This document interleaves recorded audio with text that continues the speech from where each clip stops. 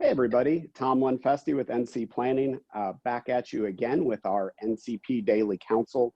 Again, we'll continue to put these videos out as long as situations continue to evolve for businesses, for individuals during all of this kind of crisis situation. Again, the goal is to bring you resource, bring help, kind of lessen anxiety with knowledge. So to that point, we're going to kick things off with Mike today. Mike, what can you tell us kind of as currently continuously rolling out between the SBA and the banks that they're trying to figure out, mainly, I guess, regarding the 7A program? Yeah, thanks, Tom. So 7A went live last Friday. Some banks started beginning accepting applications. We've even heard rumors that there's been actual funding that has occurred or is in process of occurring this week. Still trying to find a firm dollar amount on that, but estimates that I've heard kicked around have ranged from 8 to 10 billion in lending that has gone out in response to the 7A. Now that's actually funds originated, not funds applied for. Two different things. I think the funds applied for much greater scale. There was a really good write-up article in Forbes, and we will link to that in our description below. I've also linked to it on my LinkedIn page, so feel free to take a look. But I think they did a good recap over some of the issues that are arising in the logistic rollout of the program. Again, we had this great concept that came from Congress, and it's really, I think, well intended, but then implementation is a different struggle, and I think that's what the lenders are facing now. That's what business owners are facing now.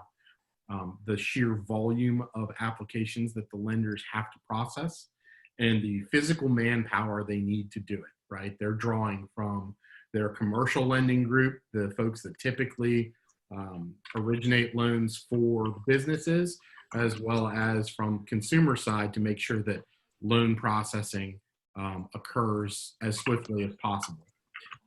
There are a couple points that I just wanted to touch on really quickly. And that is, number one, it seems like the SBA has given some guidance on how independent contractor wages are to be treated. If you'll recall, there was a point in time where all of the write-up and analysis of the bill seemed to indicate, based on the language in the bill, that the compensation that a business has to put out in payroll, so what you would qualify for in lending and then what you'd be forgiven, would also include independent contractor or 1099 wages. And now what we're seeing from commentary from the SBA and clarification is that that's not the case, because if you are an independent contractor, or in the case of a sole proprietor, you have the ability to apply on your own for a 7A loan. So they want to try to avoid, I guess, what they're calling, quote, double dipping, right? Where theoretically, if you were a business that had an independent contractor on payroll, you could qualify them in theory as payroll supported wages that you would qualify for lending, and then seek for forgiveness later. And then simultaneously, again, theoretically, at a different bank with a different relationship, that independent contractor might be seeking a 7A loan, qualify for it, and then seek forgiveness on the back end. And I think what they're realizing is, as a part of the process, is that there's not a really good way to communicate amongst the banks and by and between the banks and the SBA to address items like that are happening very quickly in real time, difficult to track. So in sort of an abundance of caution move and for the avoidance of doubt move, it seems like the SBA has given guidance to say to businesses, just include your W-2 wage owners, don't include your independent contractors for purposes of calculation for the PPP loan. Again, PPP being Paycheck Protection Programming. I always want to reference the old 90s song, but we won't go into that tangent. If you're down with PPP, okay, I couldn't resist. But the other thing that I wanted to touch on was that there are new calculators out there that can help with things for business owners. some of them, your mileage varies, but there's questions on how do you calculate impact with whether or not a employee or a business owner is making over 100,000, and what does that mean? Is there a threshold and a cap, or is it a complete disregard? This concept of do we include independent contractors or not, and now we're saying not. So just overall high level, there's a lot of sort of finer points with the calculation, and I want to encourage business owners to seek advice, right? Talk to your advisors, whether that's your legal counsel, whether that's your CPA or your CFO, but get some assistance with making the calculation for your application, because the application is relatively simple, and that's apparent. But what could be more complicated later is, number one, taking more than you should have qualified for, and number two, trying to get forgiveness on the back end and being disqualified. And that ranges from, again, the dollar amount you're taking as well as the dates that you're going to use this. We really feel strongly that there is an 8-week window that's pretty clear from the bill, and we believe that that runs up against a June 30th, 2020 sort of hard stop deadline. Now, that's a conservative view, but you do want to do those calculations with your professionals, with your advisors, to give you the best chance at maximizing loan forgiveness recovery when everything settles. So that's my 2 cents for today.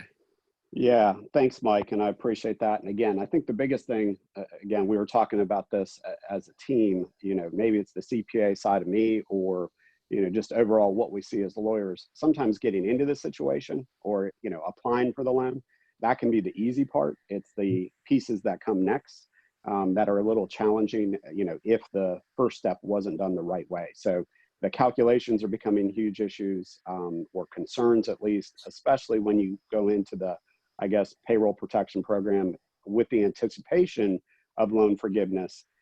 If things aren't done right, that may not end up happening, and that could be a big concern for people. So thanks for staying on top of that. I know, again, full slate of calls and everything else with the team, offering business owners just that resource and help. So we'll continue to do that, hopefully through this week, and kind of see as it's needed as well.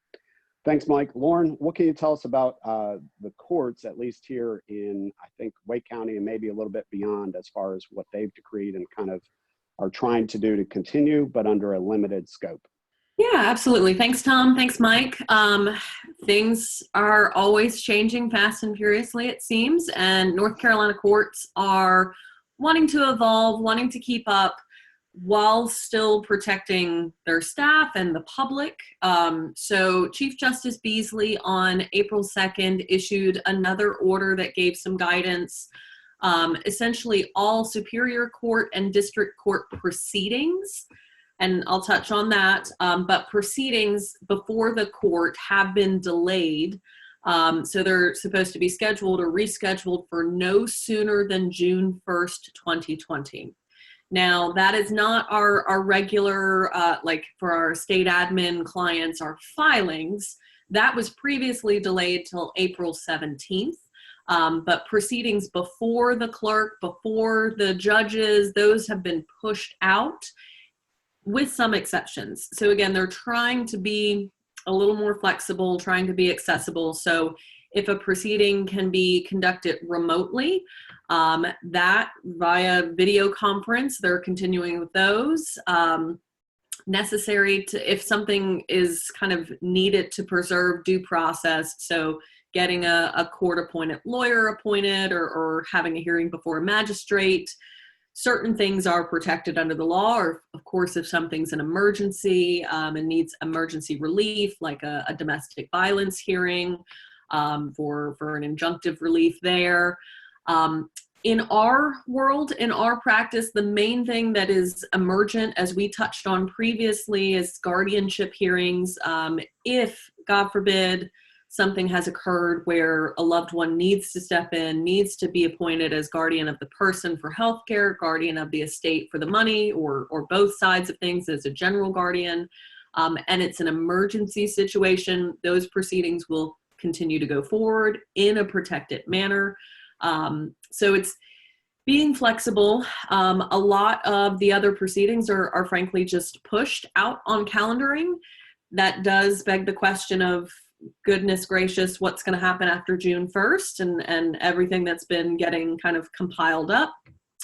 On our day-to-day with the state admin and our just regular filings with the clerk, we are, of course, seeing delays there as well. Again, the clerk is lovely and they try to be very responsive, but openly with their cutback hours, and Wake County, they're really only in from 1 to 5. And it's my understanding they're taking certain days to work from home as well. It's just there's not enough hours in the day to do everything. And it's not that the amount of work coming into them has really slowed down. We're still submitting filings. A lot of that is via email now and mail for certain things. But it's just not enough hours in the day, unfortunately. So the Chief Justice Beasley's order has encouraged court officials to be liberal with accommodations.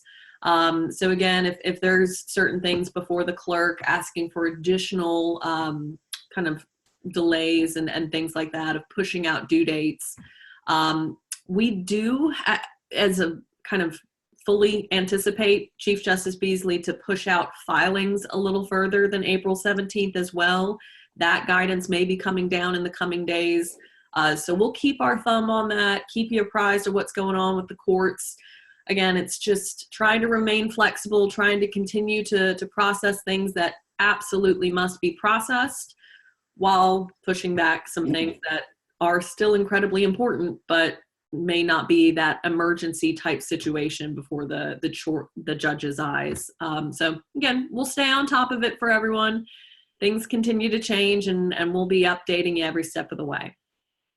Yeah, thanks, Lauren. I think it's the key part is things are moving just slowly, right, under some form of delay, but overall to stay on top of it and regarding filing dates, your specific legal matter, whether that's an estate matter, a guardianship matter, or anything else, it's just kind of keeping in tune with those to make sure you're not missing those deadlines and that you can actually, kind of push that through even under this limited operation that the courts are running. So thank you for that.